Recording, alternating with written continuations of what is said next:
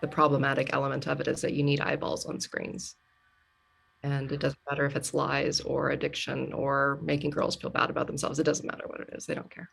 And so what I saw was that like kind of the values, I asked people about, what are the main values of the tech industry? Also, what are your like main values? And then looked at the alignment between those two things. And very rarely did they align.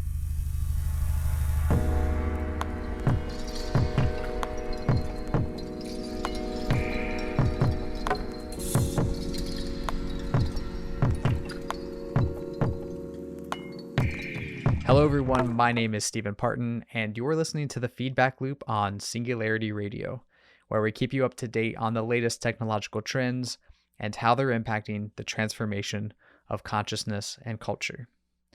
This week, our guest is social psychologist Katy Cook, who is the author of The Psychology of Silicon Valley, Ethical Threats and Emotional Unintelligence in the Tech Industry. And so, as you might expect, that's exactly what we talk about here. That takes us on a tour exploring ideas like empathy, capitalism, and the concept of progress. In a lot of ways, the key premise of Katy's work, and therefore this conversation, focuses on the lack of the humanities, and to that extent, humanistic values, inside of tech companies, which then ultimately impacts all of us due to the monopoly that such companies have on our attention and the stream of information that guides so much of our lives. On that note, I will take no more of your attention myself, and we can just go ahead and jump into this. So everyone, please welcome to the Feedback Loop, Dr. Katy Cook. What was your motivation as a starting point to really just get into psychology? What made you want to go do a PhD? That's a great question. I actually did 2 masters before I did my PhD, and one was in psychology. It was a counseling degree. I took a class in order to graduate college, and it was a social psychology class. It was 3 weeks long, and I had no idea how no one had told me how awesome psychology was. I don't know how I turned 22 and just didn't know that. And on a whim, I decided that was in January, I applied for grad school to be like a therapist. And by September, I was the youngest person in my grad school class, which was like a Jungian kind of depth psychology program in Santa Barbara, which was amazing. And that took me into therapy for a little while. And then from there, I missed the academic part. The practical was super cool, but I missed kind of the bigger picture, putting pieces of a puzzle together in society. And so I went to UCL in London, and I did a master's called Issues in Modern Culture, which looked at the kind of last 100 years, kind of modernism, postmodernist cultures, and how we deal with hard things as a society, mostly through like art and literature, and I mean later TV and books and all the kind of things that we produce, like our outputs. And from there, I did my PhD. I stayed at UCL. I loved it there. And I studied the psychology of progress in their psychoanalysis unit there. What does the psychology of progress entail? That feels like a very broad topic. So the way I break down kind of any psychological kind of coming to terms with what's going on, whether that's personal or as a society, is to look at kind of the 3 steps of what I call it like its DNA. So you recognize what's going on, like you determine where something is coming from. And basically that's just awareness, right? You become aware of a problem. And so whether that's social or individual or familial or in, a romantic relationship or friendship or whatever it is, you become aware of this problem. You start working around the narrative of what it means and digging into it and researching it maybe, or talking about it. And you figure out the story of what's going on there, right? Whether that's inherited trauma or someone not getting their needs met or not being aware of something that's going on within yourself. There's all these different things that can cause us to kind of stand in our own way, either as a society or as a person. And then you figure out what's actionable and what you can do to change. And a lot of times I think we kind of like to miss the middle step because that's where all the hard work usually lies, right? Kind of the wrestling with problems and trying things and failing. We don't like to fail, obviously, but we like to jump straight into action, which you see a lot in tech too, right? There's a problem and then there's a solution, and there's not always a lot of kind of ruminating in between. And there's a quote that's attributed to Einstein. I'm not sure if it actually is. You never know what you find on the internet these days, but there's a quote that I love that could be Einstein that says, if I had an hour to solve a problem, I would spend 55 minutes asking questions and like 5 minutes figuring out a solution. And I think we do less and less of that, is kind of what I've come to take away from progress, and why progress seems to be getting sometimes harder in some ways in the world. Yeah, that's isn't that actually the original, was it Google or Facebook's motto, move fast and break things? Yeah, Facebook, yeah. Yeah, and I'm and it seems, that we are definitely in a situation where we've done an hour's worth of progress and not a lot of questions, and as a result, we've kind of created this maladaptive environment, both physical and mental, in terms of like the digital space. Was that something that you noticed then in grad school that made you start thinking about this book, or was this something that you found yourself kind of moving more towards once because you live in San Francisco, right? I am in Southern California. I'm in Southern San Diego. California. Yes, and I'm But about to be a nomad for a year, so I'm about to have no address. But exciting. yes, right Well, now what was it then that made you think I need to look at Silicon Valley and what they're doing? it was kind of separate, and then it kind of ended up coming together. So my PhD started in 2011, I think, and I was done by 2015 or 16, 15. And I founded an organization while I was there, a nonprofit, which is the first company I've ever started, called the Center for Technology Awareness. And it was basically just an awareness and education-based nonprofit. And I did research, and I would put it on the website, and I would do educational programs for schools, like middle schools and high schools and stuff, with a friend from grad school. We did it together. And that was kind of my starting interest, was around there, because all these people were looking at the mental health impacts of tech, but there wasn't a lot else about other impacts. There was like some jobs research. There was a little bit of kind of like how that might affect the economy at some point, but there wasn't a lot of awareness of the problems that you see now. And so we broke it down into like environmental impacts and jobs, the economy, mental health, obviously, and relationships, community, trust, information, all that kind of stuff. And this was way before Cambridge Analytica. And most of the time people would just kind of look at you like, what are you talking about? And now it makes a lot more sense in retrospect, I think, to a lot of people. But that was where I started to get interested. And it was kind of separately to my PhD, but just thinking more about kind of the general progress of the world and of human society, and of how freaking, I don't know if we're allowed to swear, how big of a impact, or how many impacts, this small, relatively small industry was going to have on a very big world. And then central to those impacts, I guess your thesis then is a lot of these impacts are exacerbated or worsened, right, because of this psychological profile that exists predominantly in this very small niche group of creators. What are some of the aspects of their ethics or emotional intelligence that you think are driving these impacts?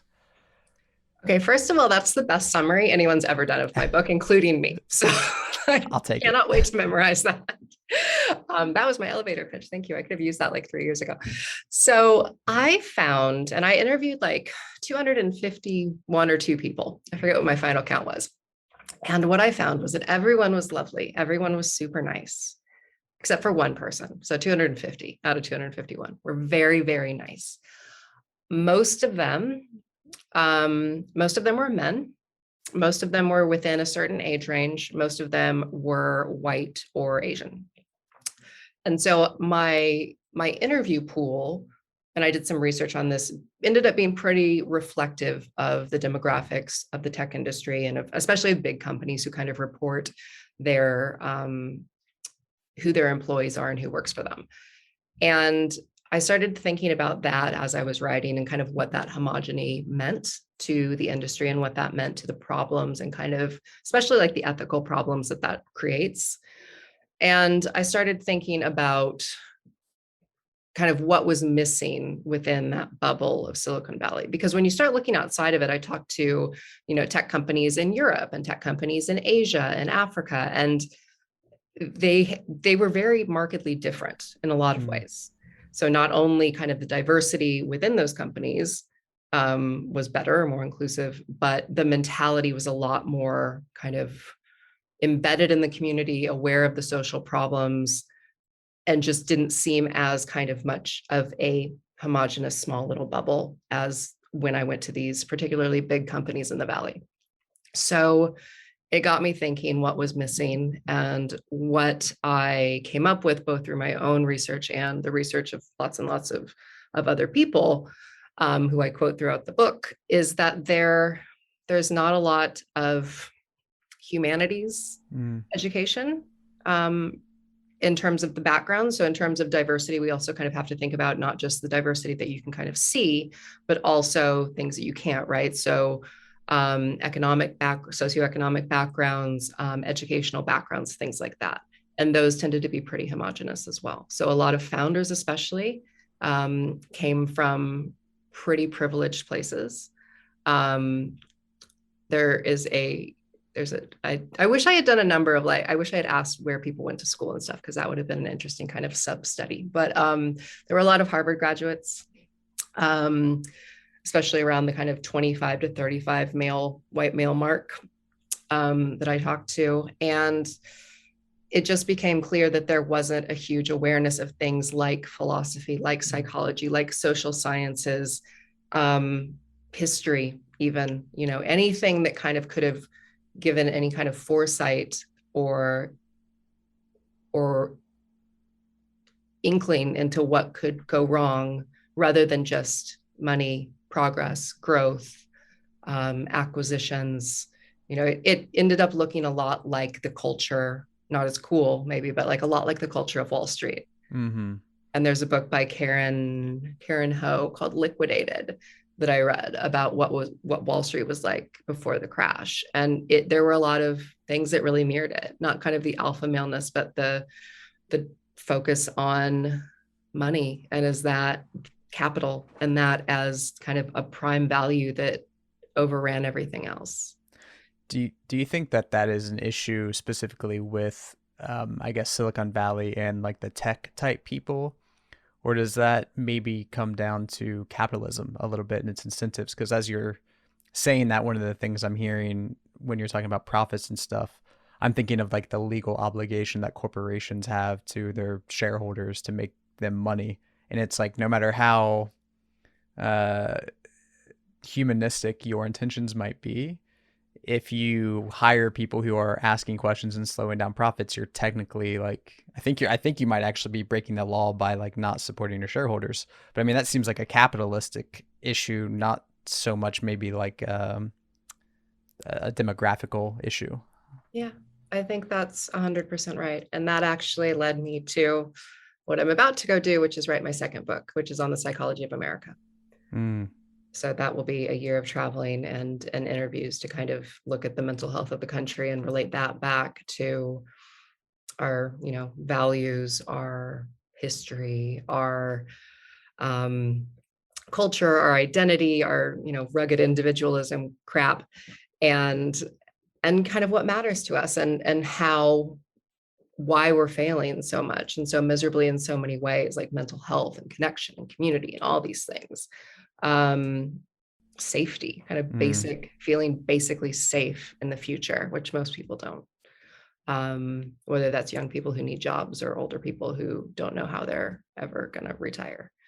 Um, but yeah, I think it is very much a systems problem, right? It's a Western hyper capitalistic mentality that bleeds into other industries. I mean, not other industries, but any industry really that doesn't have guardrails, especially like this one, right? Or that has lots of loopholes like Wall Street did. If it's not bound by something that is purposely ethical the way medicine is, or law has a lot of rules. I don't know if it's always ethical, but there's a lot of guardrails in place at least.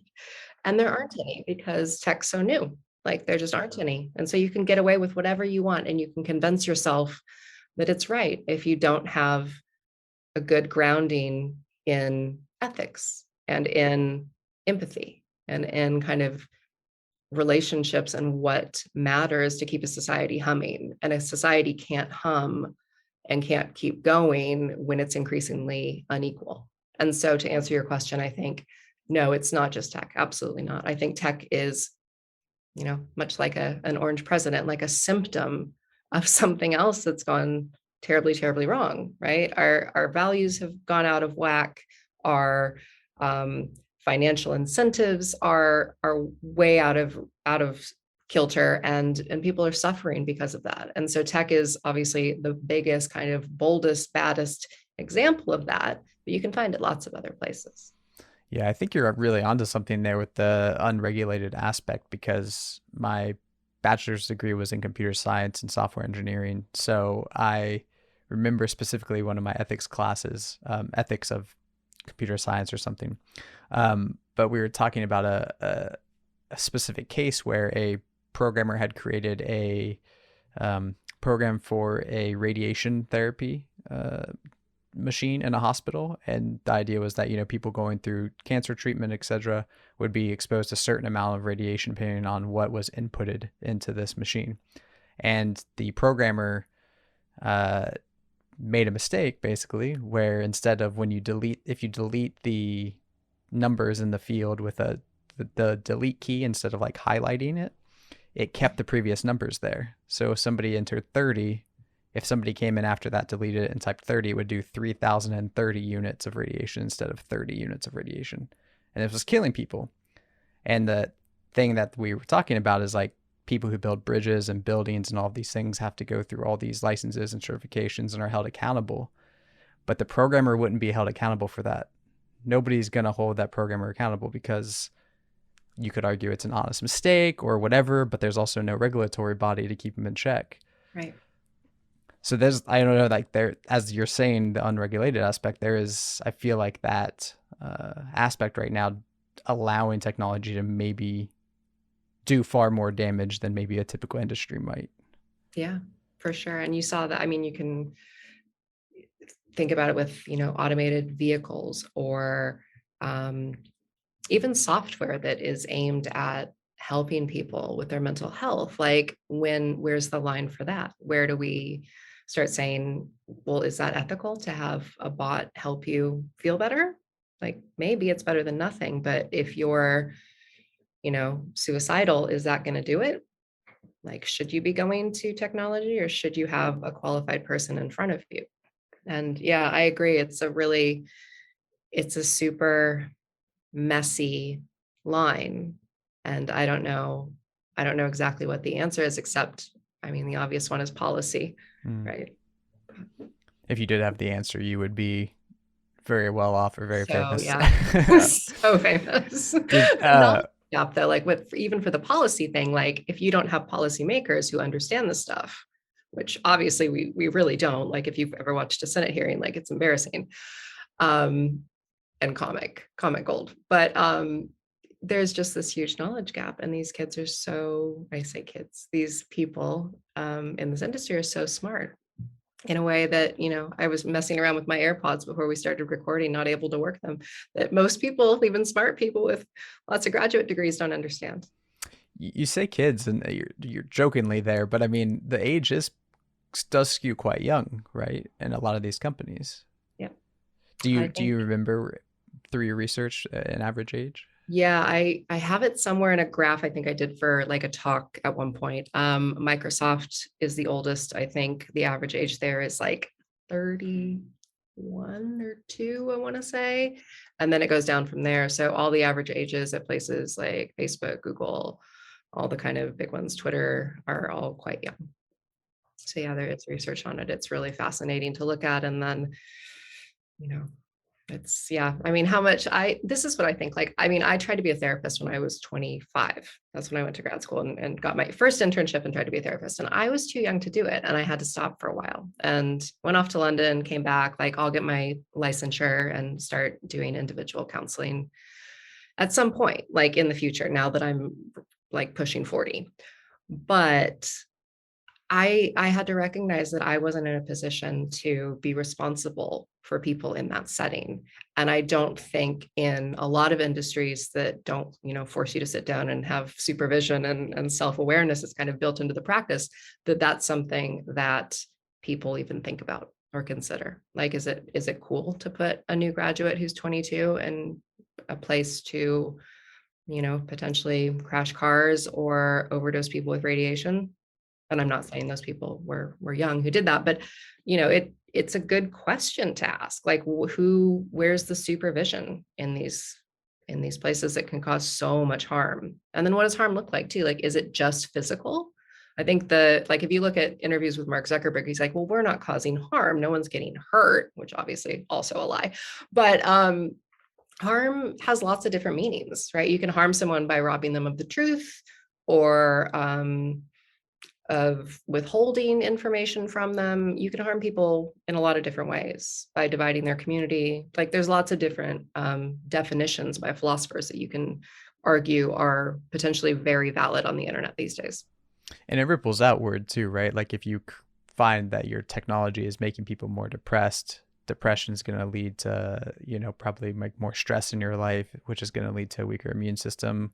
You're going to probably be more impulsive and more pleasure seeking as a way to counteract the pain. And like that's going to maybe turn into addiction or reckless behavior with other people. Like there's a lot of echoes of harm that can propagate outward.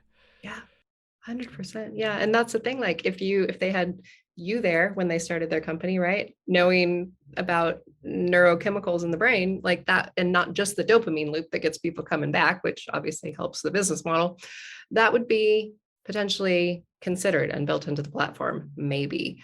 But it just wasn't for most of these. It's really profit driven, and that's unfortunate. It's advertising, really. Like, I mean, if you look at kind of what it comes down to, and the basic kind of the problematic element of it is that you need eyeballs on screens. And it doesn't matter if it's lies or addiction or making girls feel bad about themselves. It doesn't matter what it is. They don't care. Well, and you mentioned demographics earlier in terms of who the people attracted to these jobs and to Silicon Valley and to kind of leading this paradigm. But what about the personality profile? What about the psychological makeup in terms of like, I think there's a higher prevalence of people on the autism spectrum. I'm sure there's more analytical minds and, like as you said in the title of the book, emotional unintelligence. So what are some of the like more mental traits that you saw in this culture? Yeah, it's and there's lots of exceptions to what I'm about to say. I should caveat with that. But yeah, exactly what you said. There are a lot of very rational, analytical, left brain individuals in tech, and they're brilliant. They're absolutely brilliant, and they do things that I could never do. And they don't have skills that I think are really essential for technology to be made in a purposeful, kind of meaningful, healthy, socially conscious way. So, not a lot of empathy as a whole with the group that I interviewed. And this does break down somewhat when it comes to different jobs within the industry. So this is more talking about engineers, founders, more the technical side, less so sales, PR, comms, that kind of thing. So I'm mostly talking about the kind of engineering element of the industry now and the people who work there. A lot of introverted types, and I'm an introvert, so I say that with the greatest respect. So yeah, I think there's a lot of puzzle loving people. Love to solve puzzles, especially big problems, and I think that's an interesting point to think about. We can talk about that later, like what big problems get solved, how do you solve them, what problems come up later down the road. But there was this is one story I found really interesting, was in the 60s when the programming industry was really starting to boom and they needed lots and lots of computer programmers. they didn't know who would be best for the job. And so they hired these two psychologists um, who studied lots and lots of engineers in the industry and determined that computer programmers should like puzzles and not like people. And those were the two things that they told, IBM to go look for. And that kind of existed in job descriptions in one way or another, or in kind of the hiring process and the mentality of the industry for a long time. And it still kind of does. I know so many people who are in tech who I adore, friends on the spectrum, and they're brilliant, and they lack the skills that I think would make technology a lot more ethical, or they don't have the complementary skills within the company, being kind of sought out. And if they do have it's a bigger company and they have an ethical board, it's kind of, well, I mean, you saw what happened with Facebook's research recently. Like they only kind of listen when it does support the bottom line and the stakeholders. So there is just a fundamental kind of lack of human-centered knowledge, I think, and emotional knowledge at the heart of the industry, which is a shame. Yeah. Do you think this is something that is, I don't want to say inevitable, because like you said, there's policies and systematic ways that we can change things. And I don't know about your research or experience with studies on like gender differences and stuff, but there is some evidence that I think solidly suggests that men gravitate towards spatial things and engineering in that regard. Often women tend to gravitate more towards social things. In the same way, in a less gender binary kind of way, I think that same thing happens with certain personality types. And so I could imagine just people who, by virtue of their biology and their proclivities, do tend towards this field, and that's just kind of how it is, and we have to accept that. I mean, do you think that that's something we can fix with the systematic and policy side of things, or is this maybe something that is an inevitable aspect of just human nature? I think it's probably a multifaceted answer and approach that you need, right? Like you can do, and I do it, you do training all day long on empathy and empathetic leadership and communication, social skills. You can do that all day, and it does work a little bit. It edges people in the right direction, right? In the same way you can train anything. But if you're not naturally gifted at something, it'll probably never be your strong suit. Like most of the people I train are never going to go be therapists, right? Or have like a very like a sales job or something that's very human, one-on-one related. So in a way, I think you kind of play to your strengths, right? Like it's great that people have these strengths, and I think they need to be grown and supported and in the right environment. That could be a beautiful ethical thing, right? If you have program managers and project managers and CEOs who understand, and chief people officers who understand how to direct the trajectory of the company, the goals of the company, make sure all of these things are crystal clear such that the technology itself matches what you actually are wanting it to do for society or for your customers, and what you're not wanting it to do too, kind of thinking ahead. And some people are really good at this too. My ex is hold on, I'm going to get it wrong, network security guy. And he writes books on like hacking essentially. And they're really good about thinking about all the ways that someone could get in somewhere and then a problem could arise. They're good about finding, loopholes to things. And so that kind of mentality is really, I think, whether it's a technical person or not, kind of what you need to stop these problems before you start. Because even if you're solving big problems, the ones that come up along the way are, could be even worse than the thing that you're trying to solve. Yeah, I feel like you want to pair one of each of those people. One of the people who see all the like ways the system works, and then one person who thinks all about the people. Totally. Why not? Like have a buddy system. Do it. So we're hearing, there's a lot of men from well-off backgrounds who tend to be highly analytical and less empathetical. There's probably some more power-centric focused people in this demographic as well. Mhm. and they're creating this technology. So then from your experience, and as you said in the beginning, there's a ton of ways that these impacts ripple out. What are some of the key impacts, I guess, that you have seen that are a direct result of this certain type of psychological profile, or the what's happening in Silicon Valley? So I think the lack of trust online is one of them. Like Mm. the effect on communities really concerns me. That's probably the one that's at the forefront of my mind the most as I like start this next bit of research. And the lack of, I don't know if it's emphasis or awareness or just caring about connection between people, Mm. and the breakdown of that you see because of how little thought has gone into particularly social platforms. I think that probably concerns me the most. And that's what I see the most, is that if you don't have a great appreciation, I think, for social connection and kind of the subtleties and the niceties and the small empathies and the mirroring and the really subtle things that make human connection, eye contact, seeing someone's face, name, like being present, all of those things, even a back and forth of a conversation. Like if you don't appreciate that that's how trust gets made and built, and communities and friendships and relationships get built, and that's what society functions on at a very basic level, because we wouldn't exist. We're a social species and we exist because we're able to collaborate. And if we can't collaborate, I mean, you can see kind of the effects of that now, right? We're not able to collaborate very well in the US right now at all. And I'm not blaming that Understatement, but entirely yeah. on tech, but it's not helping.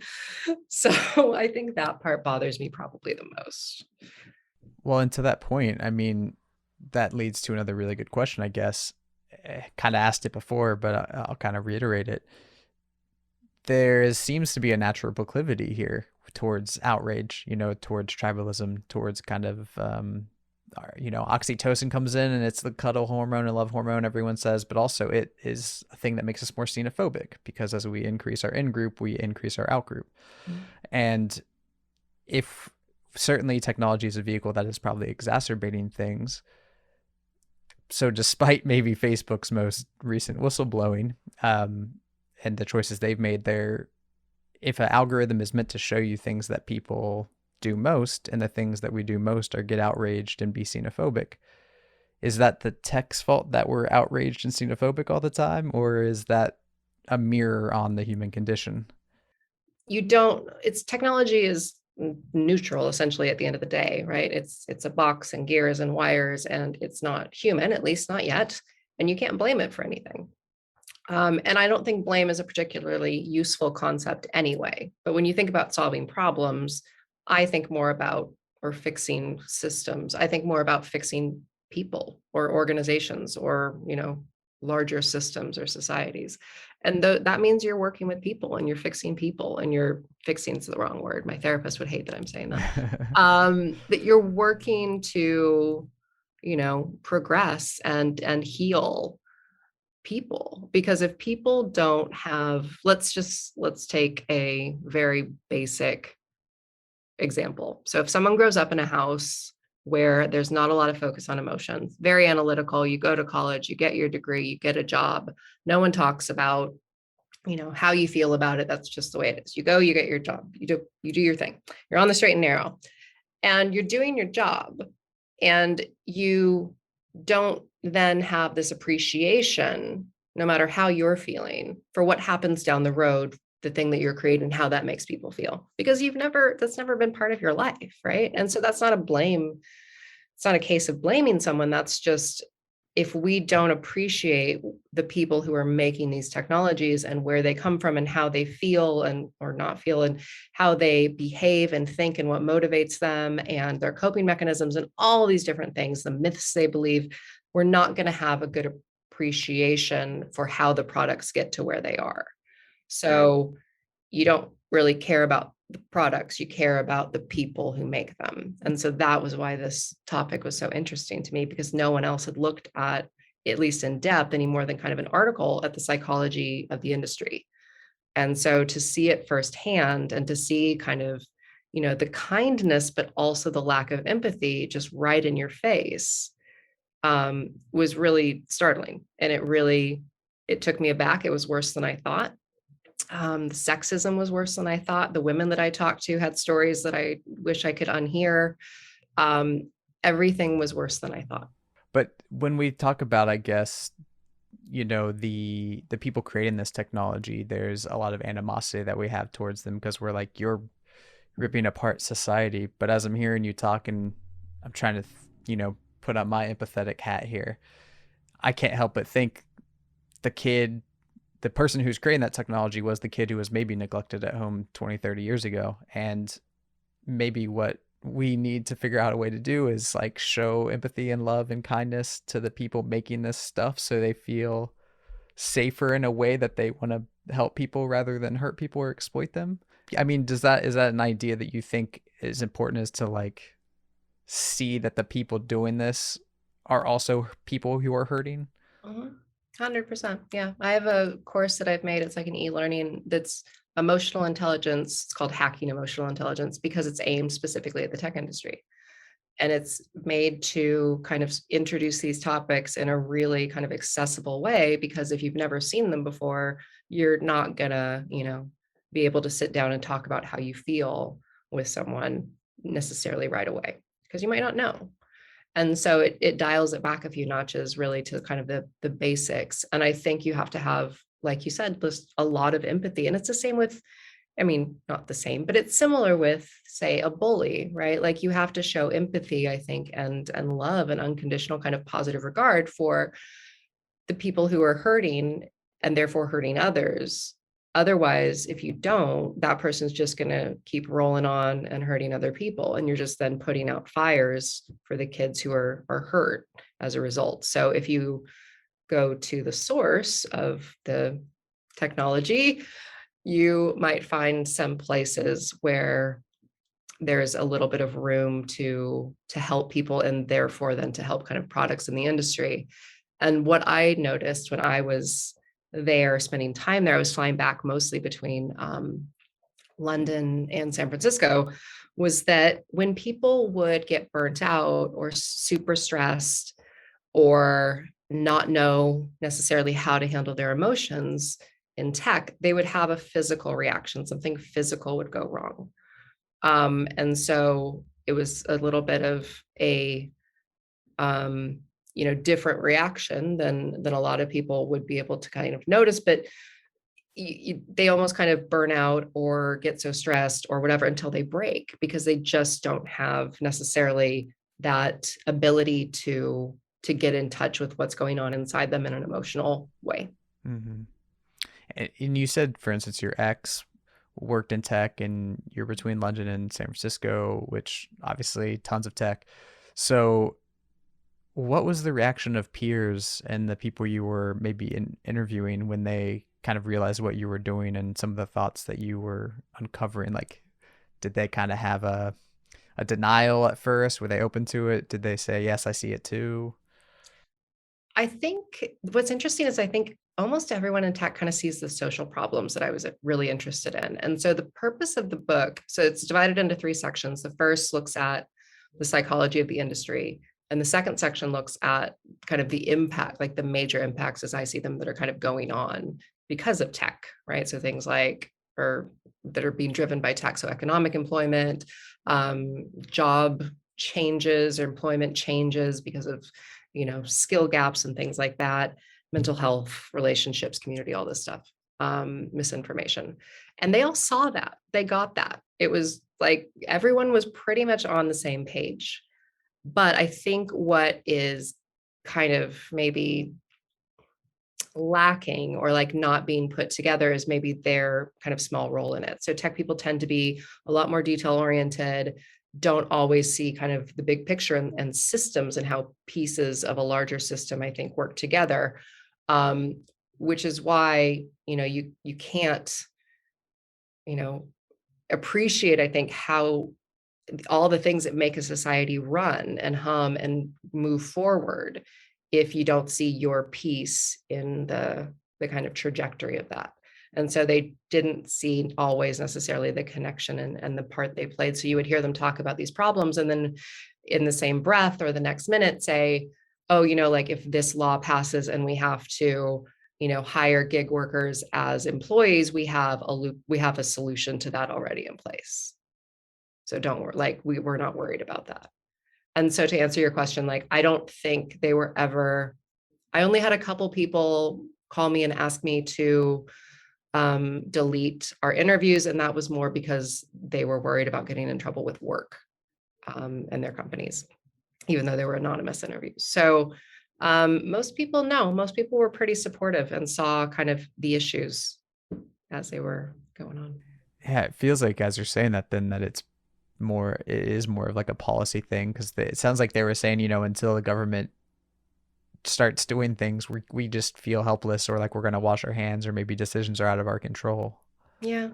And I think if they do, for employees that I talked to that, had quit or walked away or just not been able to handle working in the environment, whether it was the culture or kind of the products and the morals and the stuff that was coming out of their company, those people had kind of hit their kind of moral or ethical breaking point, I think. And they left to go to a different company that wouldn't jar, I think, with their personal values as much.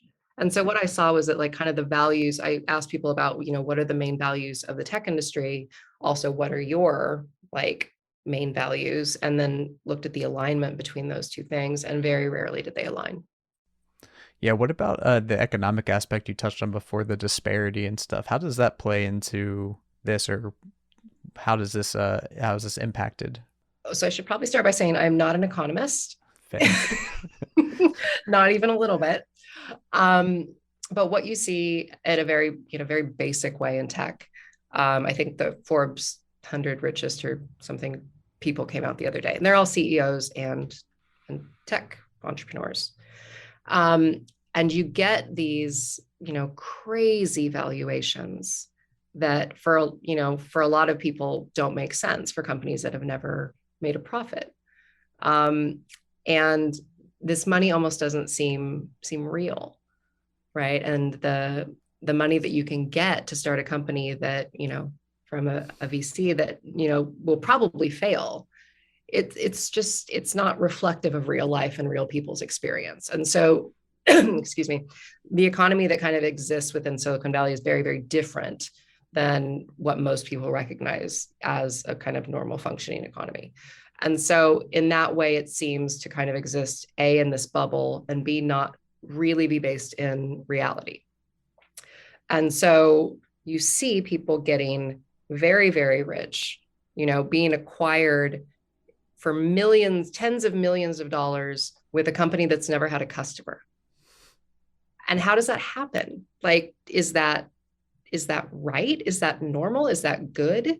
Like, I don't have the answers for that, but it's an interesting way to assign value when most people don't look at work and value and money in that way. And so I think it's reshaped kind of our notion of what, investing and loss and risk and all these kind of things that we thought we knew ish, Yeah. don't exist in the same way. Right. It's like a In hyper capitalism yeah, in an unreal kind of way. yeah. So putting on your counselor hat, using your educational experience and all the stuff that you discovered through the process of writing this book, what are some of the things, like in a perfect world, that you would want to see put forth as recommendations or policies that could maybe change some of the key paradigms that you think are exacerbating the problems? So I would dial it way back and start with education, like primary school education. Mm. So from primary school on, I would educate all kids in empathy, communication, social skills, collaboration, emotions in general. I would make mental health more of a priority, and hopefully kind of start, further back in the pipeline, I guess, in that way. I think we also, what I'm working on now is kind of this idea of, whether or not the values that we are living by and operating our society by right now are sustainable. First of all, what are those? And are they working for people? Are they making people's lives better? And they're making a couple people's lives better, but my intuition is that by and large, like, it's not working for most people. And like, do we live in the most individualistic country in the world, by quite a bit, actually. And I think the effect that has, it's rooted in history, right? Kind of this rugged individualism, America conquering whatever. Does that, can you function a society, can a society function like that? And I don't think it can long term. I think we have to be more collaborative. I think we have to be more empathetic. And so empathy is what I focus on as much as I can when I work with corporations, when I coach executive teams or individuals or whatever. And that's how I go about making companies better. I would like to see that done at a grander scale across education, across, adult education, companies in all kinds of, nonprofits, medicine. They already kind of get it, but just to have it as a value in the US, and have that kind of underpin a more conscious kind of capitalism, I think would be a good place to start. I love it. So we're obviously gonna link to your book in the show notes here, but is there anything that you would like to tell the listeners about, maybe that you would like them to check out? Anything you're working on these days that you'd like to share? Anything at all? Sure. So the book is free. We should say that first. The ebook is open access, which was really important to me to make it like available as much as possible. So you can get that if you like ebooks for free. Right now I'm going to continue my consulting and kind of strategy work as I'm on the road, but I am embarking next month on a road trip across all 50 states to do research for the next book, which will tentatively be called The States of the Nation. And if you would like to follow it, there is an Instagram, which I realize is owned by Facebook, called The States of the Nation, where you can see me try to build a cabinet. All my friends are getting married and having babies, and I am over here trying to figure out how to build a cabinet. So if that interests you, I'll be doing some carpentry for another month and then starting interviews when I hit the road with people, just talking about their lives and how they're doing and what is, burdening them, how they're suffering, what's going well, all that kind of stuff.